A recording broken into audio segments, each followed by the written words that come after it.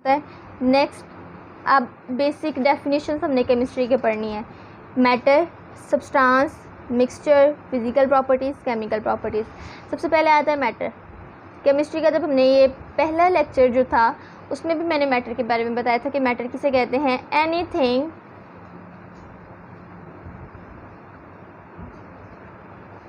Anything which has mass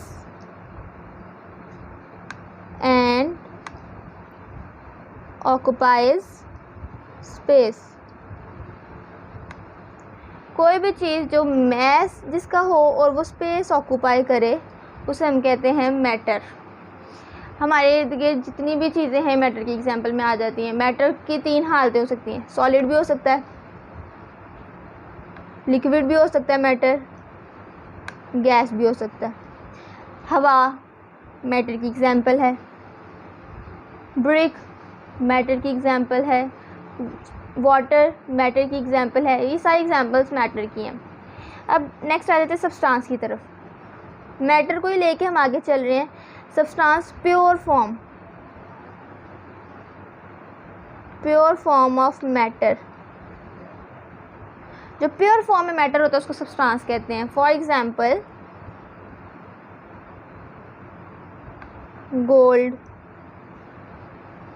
gold pure form में है, हम कहेंगे इसको कि ये सब्सटेंस है। लेकिन जब हमने इसको ज्वेलरी बनानी होती है हम तो ज्वेलरी प्योर गोल्ड की कभी भी नहीं बनती, उसके अंदर डिफरेंट इम्प्योरिटीज़ को ऐड किया जाता है। तो जब हम उन इम्प्योरिटीज़ को ऐड करते हैं तो फिर उसको सब्सटेंस नहीं कहेंगे। जब भी कोई इम्प्योर फॉर्म ऑफ मैटर होगी, इम्प्योर फॉर्म होगी मैटर की, उसको मिक्सचर कहते हैं। इसके एक और एग्जांपल हम ये लिख सकते हैं मिक्सचर की कि जैसे हमारे पास आती है स्मॉग।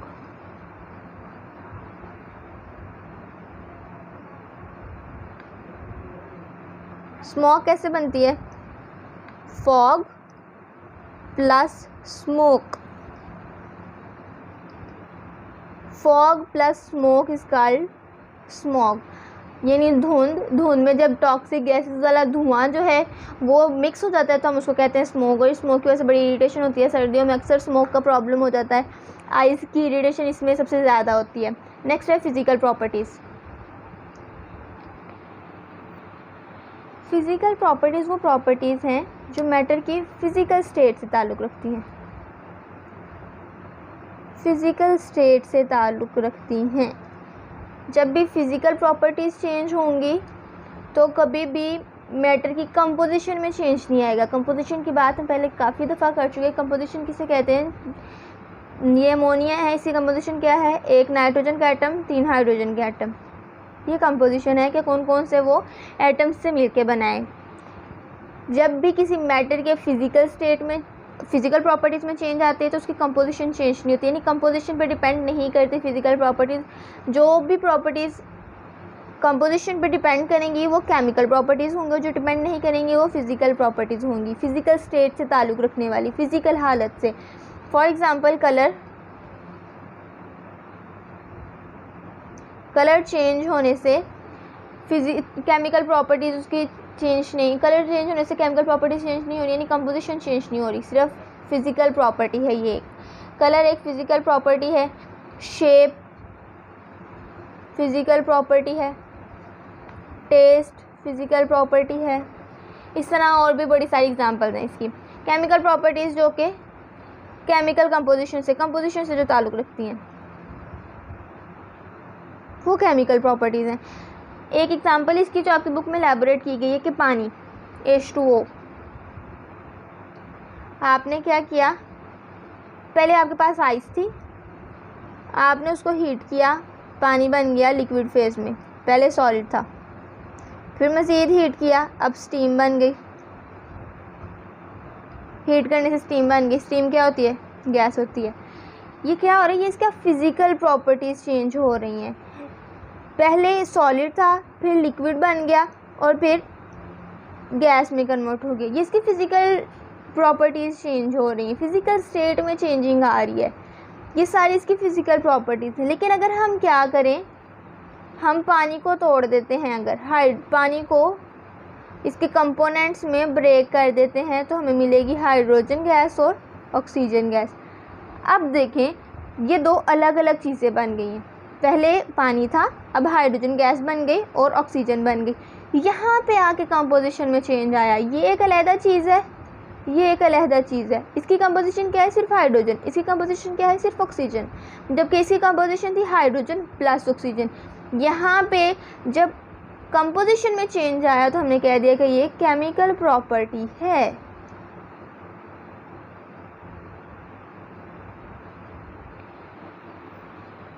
नेक्स्ट है जी एलिमेंट्स। स्टूडेंट्स एलिमेंट्स के बारे में आपको इसकी हिस्ट्री बताऊंगी कि एलिमेंट्स को पहले समझा जाता था कि ये ऐसी चीज़ें हैं जो मज़ीद डिवाइड नहीं हो सकती, इनको इंडिविजिबल पार्टिकल समझा जाता था। एलिमेंट्स को ओल्ड टाइम्स पे समझा जाता था कि ये इंडिविजिबल हैं, क्योंकि उस टाइम पे इनकी इतनी ज़्यादा डिटेल में स्टडी नहीं हुई थी, तब इन्हीं को इंडिविजिबल समझा जाता था। और इनकी डेफिनेशन इस तरह से की जाती थी, ऐसे पार्टिकल्स जो इंडिविजिबल हों उनको हम कहते हैं कि ये एलिमेंट्स हैं। पहले 9 एलिमेंट्स पाए जाते थे, 9 एलिमेंट्स पाए जाते थे। उनके नाम क्या थे? कार्बन,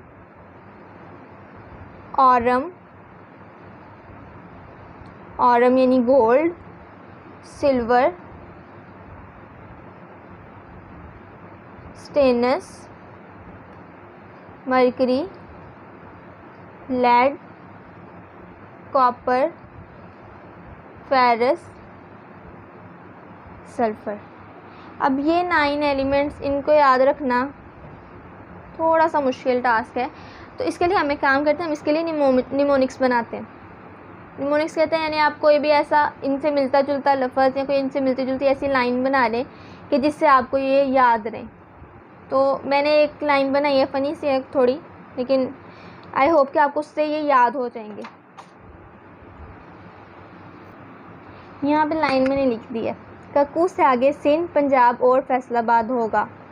ये लाइन सिर्फ इसलिए लिखी है ताकि आप इन एलिमेंट्स को याद रख सकें।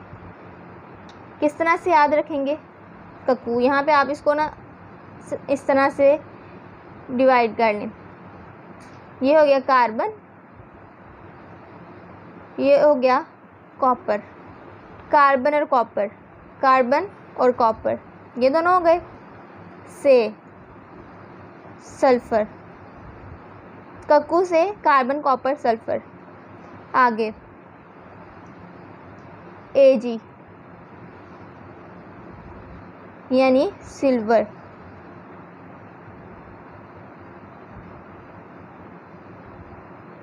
Sindh, stannous,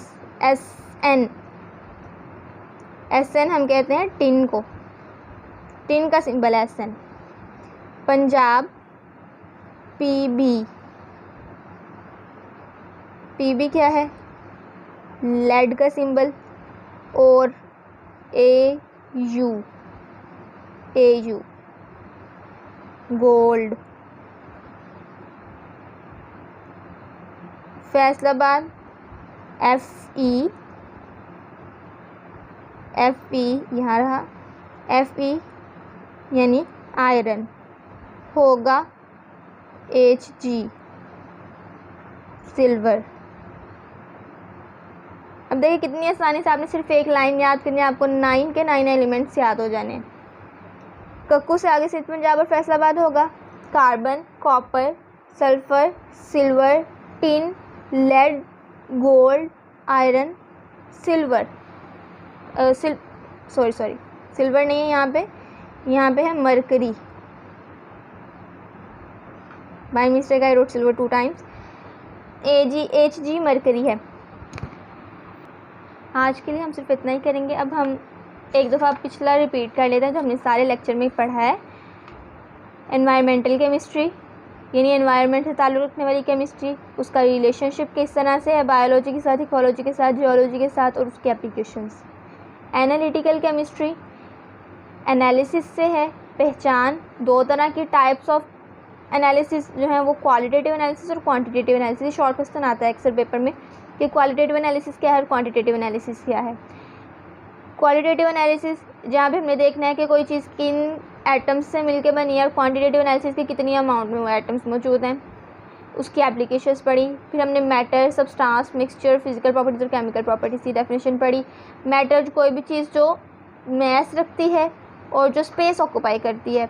substance pure form of matter. Mixture जो कि मैटर की इम्प्योर फॉर्म है, उसके अंदर कोई और इम्प्योरिटी शामिल हो गई तो वो मिक्सचर बन गया। फिजिकल प्रॉपर्टीज़ जो फिजिकल स्टेट से ताल्लुक़ रखती हैं, और केमिकल प्रॉपर्टीज़ जो उसकी कंपोजिशन से ताल्लुक़ रखती हैं। फिर हमने पढ़ा एलिमेंट्स। ओल्ड टाइम्स में इसकी डेफिनेशन क्या थी कि ये इंडिविजिबल पार्टिकल्स हैं। अभी हमने सिर्फ ओल्ड टाइम्स की डेफिनेशन पढ़ी है। नेक्स्ट जो है कि अब मॉडर्न टाइम में इसकी डेफिनेशन क्या है, और ओल्ड टाइम में 9 एलिमेंट्स थे, अब कितने एलिमेंट्स डिस्कवर हो चुके हैं, ये सब कुछ इंशाल्लाह हम नेक्स्ट लेक्चर में करेंगे। तब तक अपना ख्याल रखिएगा। अल्लाह हाफिज़।